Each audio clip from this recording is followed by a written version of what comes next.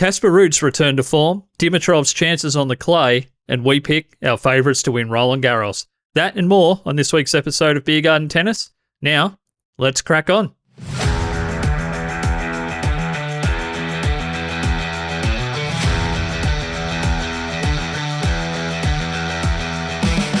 So, is there anyone in the draw in these clay tournaments, particularly these 1000s that are leading into the French Open, that you've got your eye on that people maybe aren't looking at as a threat, or you think is on the up, particularly on clay, or just anyone you've got a lot of interest in? I know you've talked about Massetti a little bit, who the variance between how threatening he is on other surfaces and clay is probably pretty dramatic. He's quite a threat. We talked about last week how he's probably 20 or 30% more likely to win on clay. So is there anyone else that you're thinking people should keep an eye on? Well, I think it doesn't necessarily have to be an unknown player. Yeah, just maybe someone. I really think, and he's one that, currently sitting at 6 in the world, but he's one that the conversation's really gone away from. Is Casper Ruud? Yep. I think he's really starting to hit his straps and come into the season. Had a heck of a season there. Where he made a couple of Grand Slam finals and couldn't get over the line. Losing to the very, very best. But just sort of lost his way a little bit. But now he seems that he's on the clay. That's his most comfortable surface. I think he's a real threat come the French Open. To lift that trophy. He's having success again this week in Barcelona. And, as we said, lost in the final to Tsitsipas there. But I think he's back in the mix. I really do, is Casper. And he's disciplined, works extremely hard, disciplined, got a good team around him, keeps distractions to a minimum. So I think he's one that, he's not going to get the fanfare that, as we know, the other guys, Alcaraz and Sinner and these guys, but he's right there knocking on the door. And I think he's primed to possibly take out the French Open. I agree. And one thing with Casper that's unfortunate is he's played some absolute blinders in quarters and semis and then gets very badly touched up in finals, and then people kind of are like, well, that guy was forgettable. Why was he even in there? The best matches happened in the semis. Or if Novak got through, he had to play a tougher opponent before Casper. But it's just getting used to being there. And one thing, unfortunately, for Casper is he doesn't have a lot of weapons if someone's really on one. He doesn't have a giant serve to get some easy points. He doesn't have some of the tools that other people have. So I understand why the world hasn't cottoned onto him. And you think about the popularity of like Holger Rune, most people would have some familiarity with him because he's pushed the big guys and or won finals, even if they're only at Masters level. Like people look at him differently as a talent than they do Casper, when really I think Casper has had and is having the better, or at least the last 18 months. Yeah, particularly from the middle of last year onwards. And it might be just because he's not boisterous either on the court. He never makes the news. He never does anything off the court. He's never in controversy. Yep. He's never slandered someone's girlfriend. Yep. Whatever goes on a tennis court that tends to get people more public profile than maybe their game deserves. And other than Andy Murray, I can't think of anyone that's got a lob that I've enjoyed seeing that much. I think Casper uses it too much, but it's a shot that doesn't get any fanfare. The shot he can hit better than any other player is not one people are super excited about, which is the lob. Who gets excited about a lob? Yeah. I mean, Andy Murray's were incredible because they'd land 1 millimetre from the baseline, but it's unfortunate for him because he is unbelievable. Yeah, and Casper's game went to a whole new level there a couple of seasons ago when he actually did increase. He got a little bit more pop on the first serve, and he was hitting the forehand bigger than ever. Yeah, his forehand's massive when he unloads it. But as we've spoken about before, you can increase your your clicks on the first serve. You can hit the forehand bigger, but then the tour adjusts. So when you come out to play Casper, you now know that that's a part of his repertoire. Where that entire season. He was hitting it bigger than ever, and guys were going like, geez, he can't keep that up, surely. He's increased his level, his power level from the back of the court, upgrading around the backhand, hitting forehands as often as ever and as big as ever. But then the tour adjusts because they're like, okay, well, we're aware of that next time that we play Casper. But then also the rest of the tour get better as well. The top guys go, okay, well, now I need to look at doing that. Yeah. I need to look at hitting the forehand bigger. I need to tweak the serve and see if I can get some more, some more Ks or miles per hour in that serve. So when that occurs, the player's got to make an adjustment again. So then Casper's got to go, okay, well, how can I get better?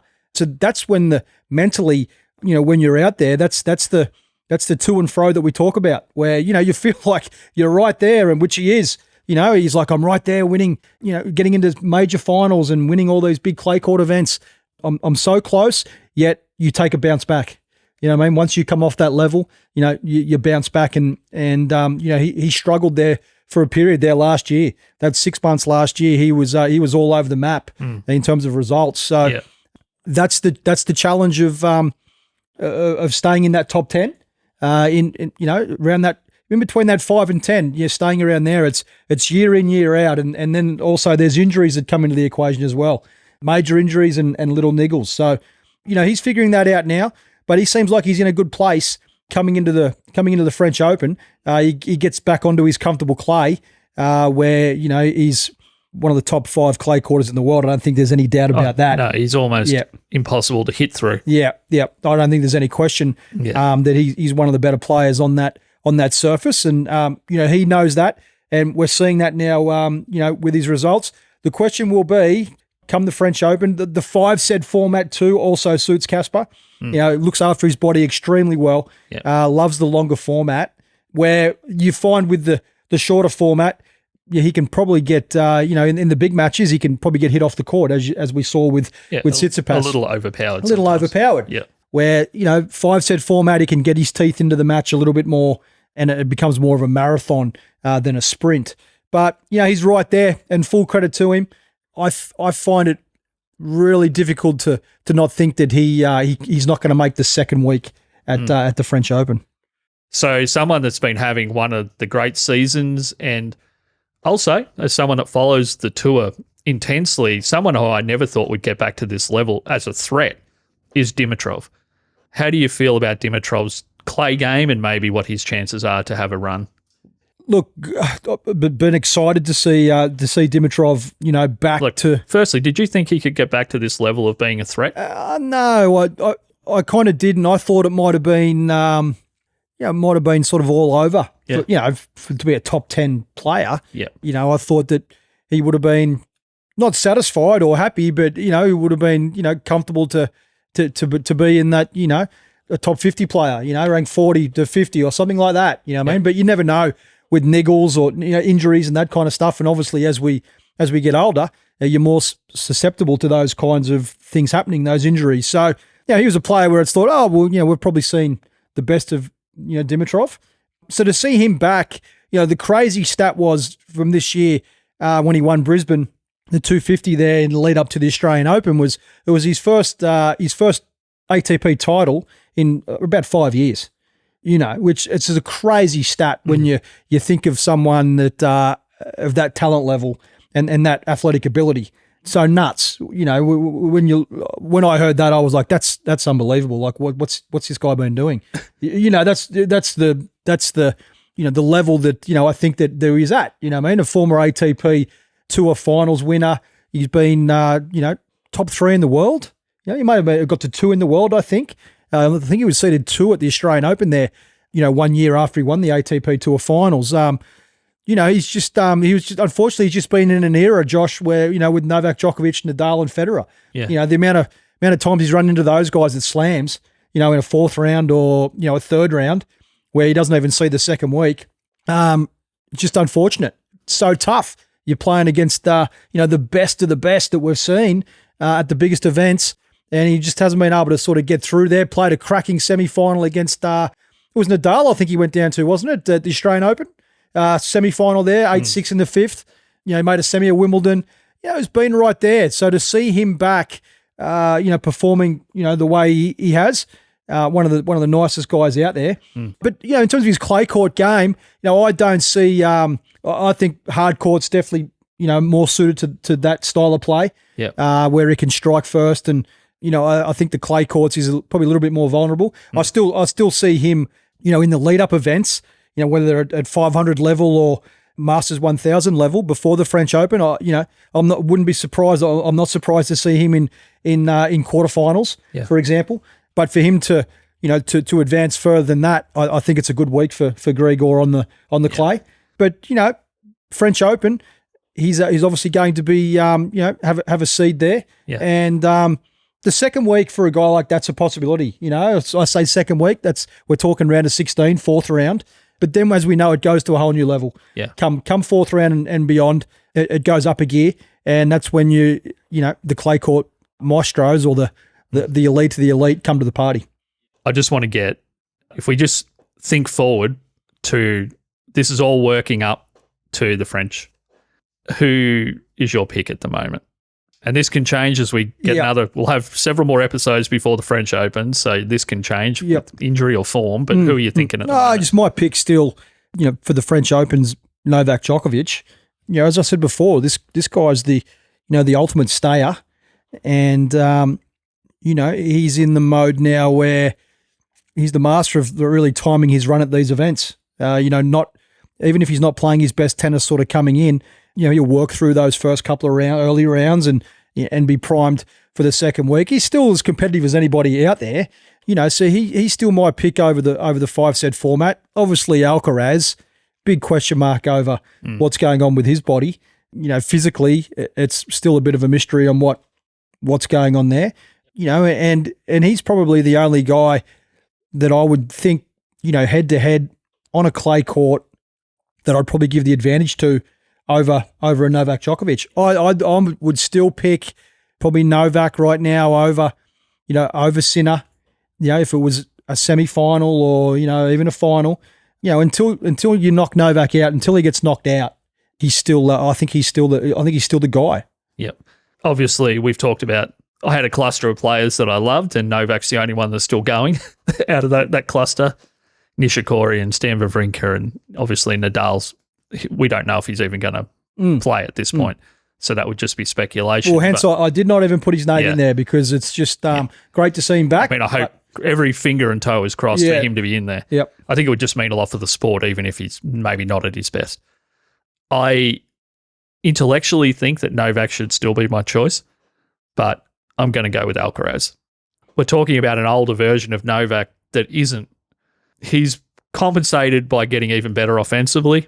Particularly his serve is as accurate as anyone, but he's not the defensive super trooper that he was in that 2014 to 16 run. And Alcaraz is probably the closest to that, where he's just going to track balls down you don't think are possible to track down. And if he's healthy, I'm picking Alcaraz. Yep.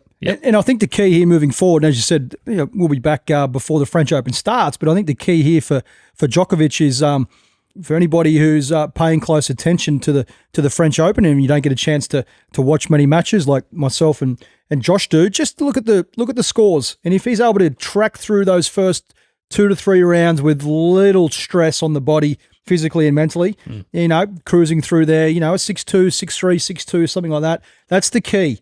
That's the key for Djokovic now, because he's at that age level where over 2 weeks, you want to take care of the early matches as best you can. So come second week, when, as we know, things go up a gear, you're ready to go and you can put all your resources and all your energy into the final straight. And I think that's the key for Djokovic. If he's to have success at the French Open and any slam for that matter moving forward, got to take care of business early on because if a lot of court time early on, I think obviously he becomes more vulnerable come later on in the event.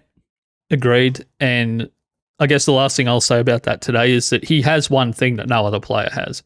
In his mind, he knows that he's played well enough at Roland-Garros to just head-to-head, no one was hurt, maybe one of the great games of all time.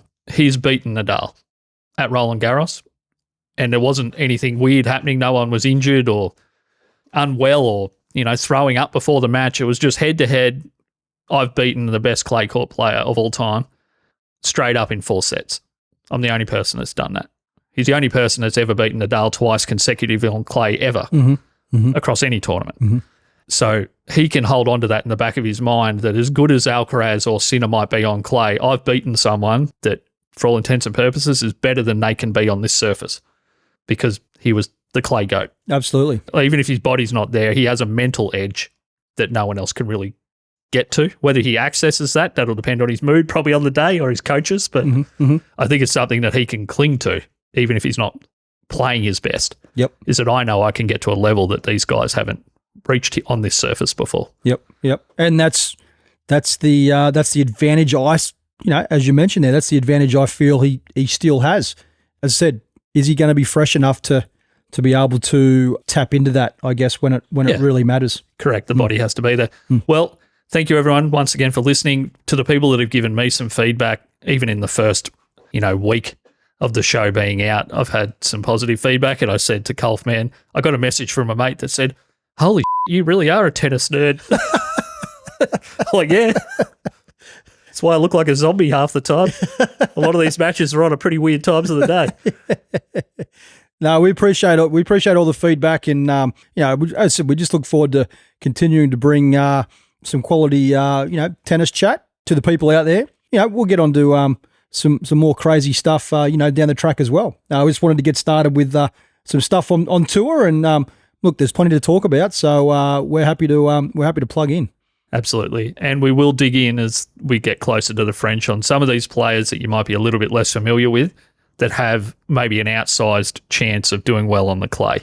We'll probably talk about Massetti and players of that nature. So just so if you do watch it, you've got a bit more idea of, that's the guy they talked about and that guy's got a shot on the clay. So I'm looking forward to that. Yep, looking forward to it, Josh. We'll see you next week, bud. Catch you later.